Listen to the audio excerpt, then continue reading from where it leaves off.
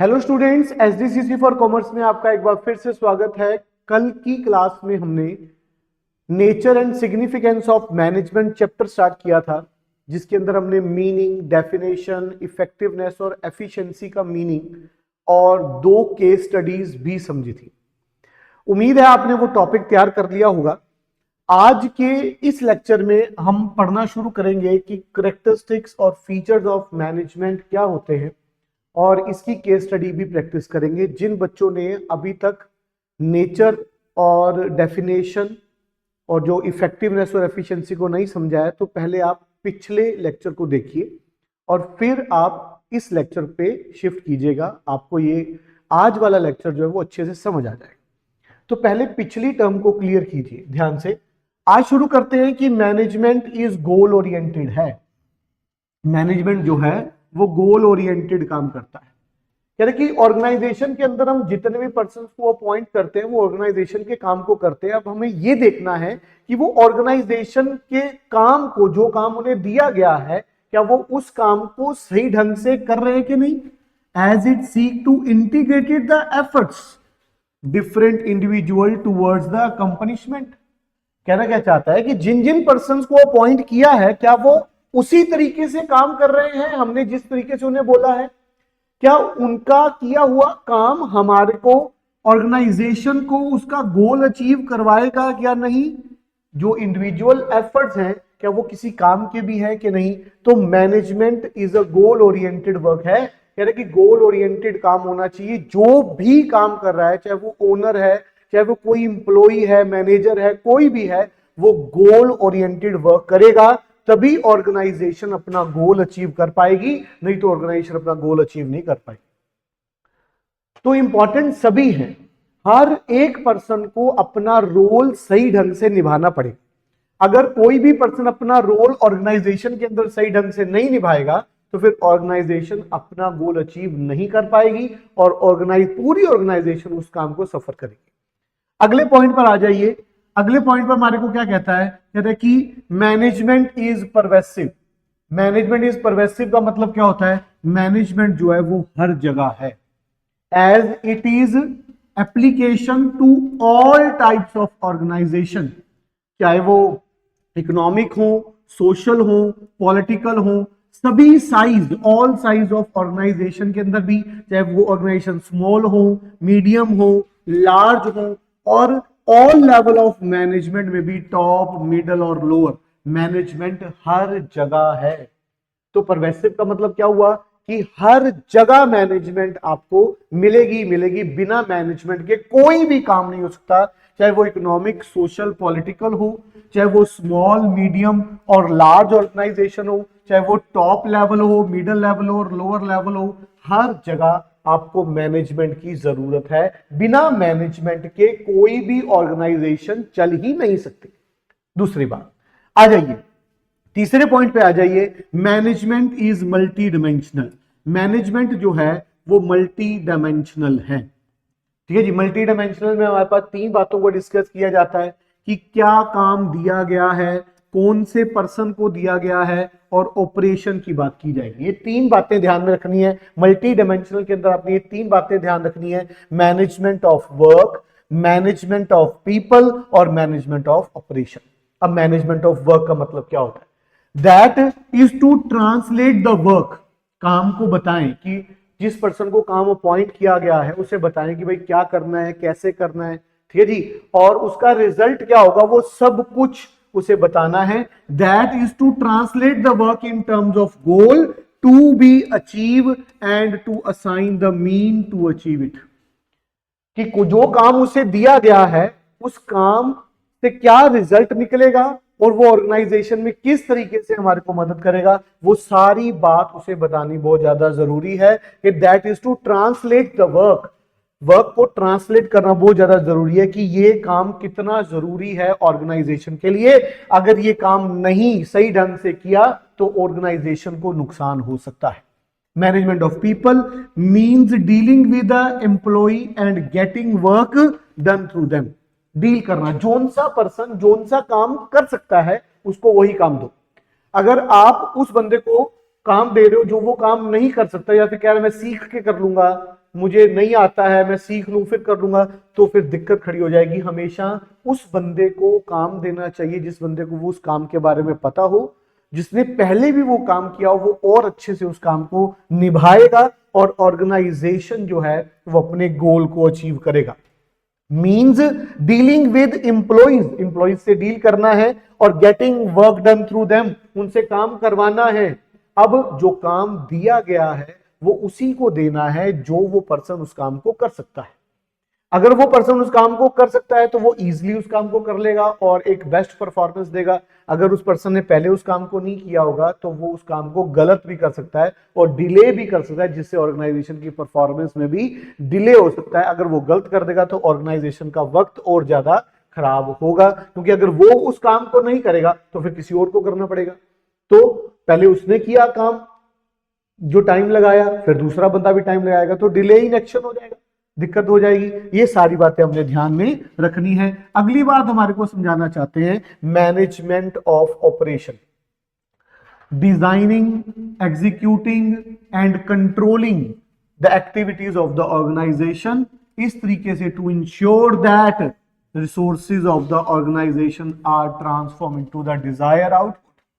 इस तरीके से हमने सारी चीजों को डिजाइन करना है, एग्जीक्यूट करना है और कंट्रोल करना है कि हम काम को प्रॉपर तरीके से पूरा भी कर सके और ऑर्गेनाइजेशन का गोल अचीव भी कर सके और अपने रिसोर्सेज का फुलर यूटिलाइजेशन भी कर सके। बड़े ध्यान से सुनिएगा, कह रहा कि डिजाइनिंग करना, एग्जीक्यूट करना और कंट्रोल करना एक्टिविटीज ऑफ द ऑर्गेनाइजेशन, कौन सा काम कब करना है, कैसे करना है, कौन करेगा, ये हमारे को इंश्योर करवाएगा कि हमारे रिसोर्सेज का अच्छा यूज हो रहा है और उस रिसोर्सेज का यूज करके हमारे को डिजायर आउटपुट भी, जो हम चाहते हैं, रिजल्ट चाहते हैं, वो भी मिल रहा है। आगे बात करते हैं, मैनेजमेंट की बात करते हैं। Management is a continuous process. बिल्कुल जी, मैनेजमेंट एक कॉन्टिन्यूस प्रोसेस है। मैनेजमेंट कॉन्टिन्यूस प्रोसेस कैसे, एक काम खत्म होगा तो दूसरा साथ के साथ शुरू हो जाएगा। अब जैसे कि लगातार काम चलते ही रहते हैं, कोई काम बंद नहीं होता कभी भी, ना ही काम रुकते हैं, तो काम चलते ही रहते हैं। यार कि management is regarded as a continuous process because manager identify problems. Manager problem identify करता रहेगा कि भाई अब इस काम को ऐसे नहीं, ऐसे करना है, इस तरीके से करना है, ये पिछली बार ये इफेक्ट हुआ था, वो ऑर्डर में हमारे को ये प्रॉब्लम आ गई थी, तो वो प्रॉब्लम्स को आइडेंटिफाई करता ही रहेगा and try to solve them, और उसे इंप्रूव करता रहेगा them to by talking appropriate action on a regular basis. लगातार लगातार काम को इंप्रूव किया जाना चाहिए। अब जैसे जब हम पहले पढ़ाते थे तो हम व्हाइट बोर्ड पर पढ़ाते थे, अभी हम अपनी इंटरेक्टिव पैनल पर पढ़ा रहे हैं, तो बहुत सारी चीजें हमने भी देखी हैं, लगातार इंप्रूव किया है, लगातार आगे भी इंप्रूव करते चले जा रहे हैं। अभी ऑनलाइन पढ़ाने का काम है, ये सब चीजें जो हैं ये कॉन्टिन्यूस प्रोसेस में है, लगातार काम को करते जाते हैं तो काम भी इंप्रूव होता रहता है और परफॉर्मेंस भी इंप्रूव होती चली जाएगी। जैसे कि अभी आप इस काम को पढ़ोगे, इस काम को पढ़ा आपने, एक बार पढ़ा तो आपके दिमाग में कुछ कम बातें आपके दिमाग में आएंगी। आप इस बात को दूसरी बार पढ़ो, तीसरी बार टॉपिक को पढ़ोगे, इन बातों को आप 2, 3, 4, 5 बार पढ़ोगे तो आपको पता लगेगा कि आपकी सोच में तब्दीली आ रही है और ये कंसेप्ट ऑटोमेटिकली आपके दिमाग में और ज्यादा क्लियर होते चले जाते। ऐसा होता है बेटा, कॉन्टिन्यूस, लगातार हमारे को डिसिप्लिन से काम करना पड़ता है। जब आप डिसिप्लिन से काम करते हो तो आपको आपके डिजायर रिजल्ट्स भी मिलते हैं और जरूर मिलते हैं, ऐसा नहीं कि नहीं मिलेंगे, मिलेंगे जरूर, एक बात को याद रखना। आगे बात करते हैं, बड़े ध्यान से सुनिएगा। नेक्स्ट पॉइंट जो हमारे पास अगला आएगा, कह रहा है कि ये ग्रुप एक्टिविटी है, टीम वर्क में किया जाने वाला काम है, सभी मिलकर इस काम को करते हैं। कह रहा कि it is required for team work and coordination of the efforts of the diverse individual, कह रहा कि इन अ कॉमन डायरेक्शन। हर पर्सन जो है वो कॉमन डायरेक्शन में ही जोर लगाएगा, कॉमन डायरेक्शन में जोर लगाएगा। अगर ऐसा नहीं हुआ कि हर पर्सन खुद ही अपने काम को करे जा रहा है कि भाई मेरी परफॉर्मेंस बढ़ जाए, मेरा काम हो जाए, दूसरा का काम हो ना हो, कोऑर्डिनेट नहीं करना प्रॉपर, किसी के साथ चलना नहीं, बातचीत नहीं करनी, अपना ही काम करते जाना है। कोई डिपार्टमेंट में कह रहा है कि भाई प्रोडक्शन वाला कह रहा है तो जो मेरा दिल कर रहा है वो मैं बनाऊंगा, बेचने वाला कह रहा है कि भाई मेरे से तो बिकता नहीं, भाई रहने दो, जो वो बना रहा है बनाते रहे, उसको क्या वो खुद ही बेच ले। तो ऐसा नहीं होगा, ऐसा नहीं होगा। सबको, एक डिपार्टमेंट को दूसरे डिपार्टमेंट के साथ मिलकर मिलकर चलना पड़ेगा, ग्रुप एक्टिविटीज करनी पड़ेंगी। अगर सभी अपना अपना ही चलाते चले जाएंगे तो ऑर्गेनाइजेशन के अंदर काम नहीं होगा। तो सबको प्रॉपर तरीके से काम करना चाहिए। एक टीम वर्क में काम करते हैं तभी एक ऑर्गेनाइजेशन अपने गोल को अचीव कर पाएगा। अगर टीम वर्क में काम ही नहीं होगा तो गोल कभी भी अचीव नहीं होगा। कोई अपनी परफॉर्मेंस सेटल करने को लगा हुआ है, कोई अपनी इमेज बनाने को लगा हुआ है। अगर ये ऑर्गेनाइजेशन के अंदर इस तरीके से काम चलने लगे तो फिर कभी भी ऑर्गेनाइजेशन सक्सीड नहीं होगा, फेल हो जाएगा। आगे बात करते हैं, डायनेमिक फंक्शन है। डायनेमिक का मतलब होता है कि changing with the changing environment, यानी कि जैसे जैसे इन्वायरमेंट में चेंजेस आते हैं वैसे वैसे ऑर्गेनाइजेशन को अपने अंदर भी चेंजेस करने चाहिए। अभी आप जैसे एजुकेशन सेक्टर को ही ले लीजिए। एजुकेशन सेक्टर के अंदर पहले पढ़ाने का कैसे सिस्टम हुआ करता था, आज पढ़ाने का जितना इजी हो गया है, पढ़ाना पढ़ना, इतना रिसोर्स है हमारे पास, इतना सब कुछ है हमारे पास, पर बच्चे और ज्यादा नीचे की ओर चले गए हैं। पहले मेहनती बच्चे हुआ करते थे, आज मेहनती बच्चे हैं मगर उस हिसाब से नहीं है, आलसी हो गए हैं। आलसी हो गए हैं, मेहनत नहीं करते, हमेशा बस जैसे ये लेक्चर बना रहे हैं हम बस इसको सुन लेंगे, इसको रिटन प्रैक्टिस नहीं करेंगे, 2 बार 3 बार सुन लेंगे, बस सुनने से नहीं होगा बच्चा, सुनने से नहीं होगा, आपको इसको रिटन प्रैक्टिस भी करना पड़ेगा। अगर आप रिटन प्रैक्टिस करोगे तभी आप इन टॉपिक्स को पक्का कर सकोगे और आपका दिमाग इन बातों को सोचेगा। और अगर आपका दिमाग सोचेगा तभी इन पर एक्शन रिएक्शन करेगा, तभी उसे समझ आएगी कि ये अप्लाई कहां पर करने हैं। Management is a dynamic function as it help an organization to change itself and its goal according to the need of the organization, need of the environment. Environment की जरूरत के अकॉर्डिंग अपने आप को बदलना है। जिस तरह का माहौल चल रहा है उसी हिसाब से हमारे को कारोबार करना पड़ेगा, और जिस तरह की डिमांड है उसी तरह की सप्लाई हमारे को प्रोडक्ट की करनी पड़ेगी। अगर कोई ऑर्गेनाइजेशन जिद करेगा कि नहीं जो मैं बना रहा हूं वही मैं बेचूंगा, मुझे तो बस यही बेचना है चाहे कुछ भी हो जाए, तो फिर वो ऑर्गेनाइजेशन सरवाइव ही नहीं कर सकता, वो फर्म सरवाइव ही नहीं कर सकती, वो कंपनी सरवाइव नहीं कर सकती।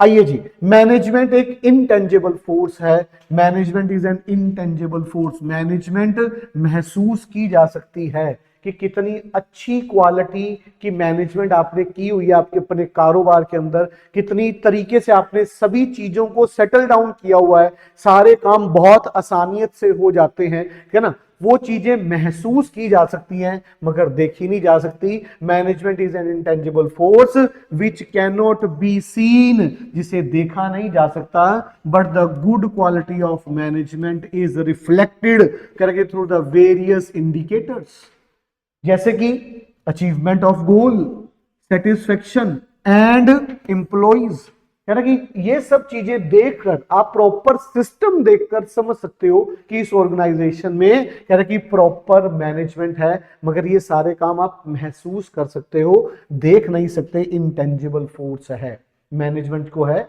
वो इंटेंजिबल फोर्स है। चलिए जी, अभी प्रैक्टिस करते हैं। ये सारे पॉइंट हमने पढ़ लिए हैं, एक बार फिर से इसको, इनके पॉइंट्स को देख लेते हैं कि पॉइंट्स हमारे पास कौन कौन से हैं।